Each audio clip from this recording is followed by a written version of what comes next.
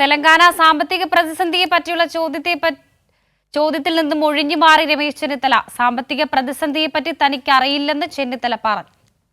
ഈ തെലങ്കാനയില് സംസ്ഥാന സർക്കാരിന് ഈ ശമ്പളം കൊടുക്കാൻ, ജീവനക്കാർക്ക് ശമ്പളം കൊടുക്കാൻ തുടക്കത്തിൽ കഴിയില്ലെന്ന് മുഖ്യമന്ത്രി ഇപ്പൊ പറഞ്ഞിട്ടുണ്ട്.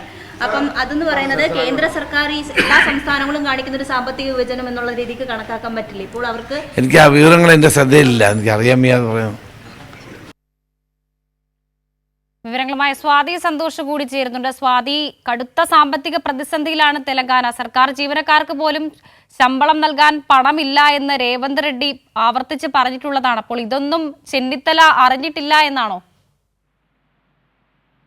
വർഷ, നമ്മുടെ ചോദ്യത്തിന് പൂർണ്ണമായും ഒഴിഞ്ഞു മാറിക്കൊണ്ടാണ് ചെന്നിത്തലയുടെ പ്രതികരണം ഉണ്ടായത്. സംസ്ഥാനം, അതായത് തെലങ്കാനയിൽ കടുത്ത സാമ്പത്തിക പ്രതിസന്ധി നേരിടുകയാണെന്ന് കഴിഞ്ഞ ദിവസം മുഖ്യമന്ത്രി രേവന്ത് റെഡ്ഡി പ്രതികരിച്ചിരുന്നു. സംസ്ഥാനത്തിന്റെ സാമ്പത്തിക സ്ഥിതി സംബന്ധിച്ച് പൂർണ്ണമായ സുതാര്യത ഉറപ്പാക്കണമെന്നും സ്ഥിതിഗതികൾ മനസ്സിലാക്കണമെന്നും മുഖ്യമന്ത്രി ജീവനക്കാരോട് അഭ്യർത്ഥിക്കുന്ന സാഹചര്യമാണ് ഉണ്ടായത്.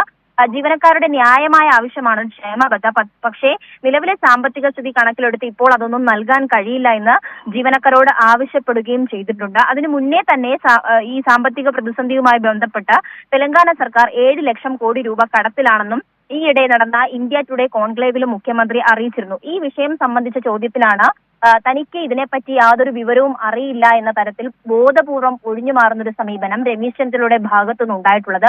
പ്രത്യേകിച്ചും കേരളം അടക്കമുള്ള സംസ്ഥാനങ്ങളോട് കേന്ദ്രം കാണിക്കുന്ന സാമ്പത്തികമായിട്ടുള്ള കടുത്ത വിവേചനം കേരളം നേരിടുമ്പോൾ അതിനെയൊക്കെ തന്നെയും കേന്ദ്ര സർക്കാരിനൊപ്പം നിന്നുകൊണ്ടുള്ള നിലപാട് കോൺഗ്രസ് സ്വീകരിക്കുന്ന സാഹചര്യം എല്ലാ കാലത്തും ഉണ്ടായിട്ടുണ്ടായിരുന്നു. മാത്രമല്ല, കേരളം ഈ ഒരു സാമ്പത്തിക പ്രതിസന്ധി നേരിടുമ്പോൾ പോലും എല്ലാ കാര്യങ്ങളും ചിട്ടയോടെ നടത്തിക്കൊണ്ടുപോകാൻ സംസ്ഥാന സർക്കാർ അടക്കം ശ്രമിക്കുന്ന സാഹചര്യത്തിൽ സംസ്ഥാന സർക്കാരിനെ പൂർണ്ണമായും തള്ളിക്കൊണ്ട്, അല്ലെങ്കിൽ സംസ്ഥാന സർക്കാരിന് എതിരായൊരു ജനവികാരം ഉണ്ടാക്കുന്നതിന് വേണ്ടിയിട്ടുള്ള എല്ലാ ശ്രമങ്ങളും കോൺഗ്രസ് ഇതിനോടകം തന്നെ നടത്തി വരുന്ന സാഹചര്യമുണ്ട്. ആ ഒരു സാഹചര്യത്തിൽ കൂടിയാണ് നമ്മൾ ഇത്തരത്തിലൊരു ചോദ്യം അദ്ദേഹത്തോട് ചോദിച്ചത്. അപ്പോൾ ഈ വിഷയം പൂർണ്ണമായും തനിക്ക് അറിയില്ല, അറിയാത്ത വിഷയത്തെപ്പറ്റി താൻ എങ്ങനെ പ്രതികരിക്കും എന്നൊരു നിലപാടാണ് രമേശ് ചെന്നിത്തല നമ്മളോട് കാണിച്ചിട്ടുള്ളത് എന്ന് വേണം മനസ്സിലാക്കാൻ. ശരി സ്വാതി. സ്വാതി സന്തോഷാണ് വിവരങ്ങൾ നൽകിയത്.